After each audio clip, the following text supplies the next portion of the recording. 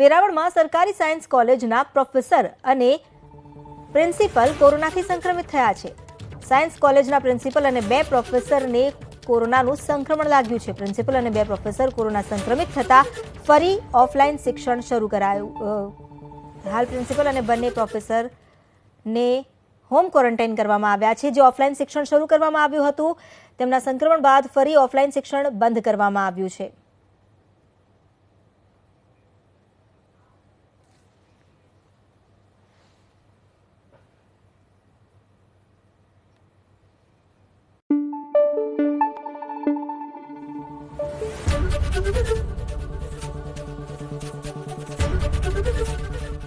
ABP अस्मिता, गुजरातनी अस्मिता।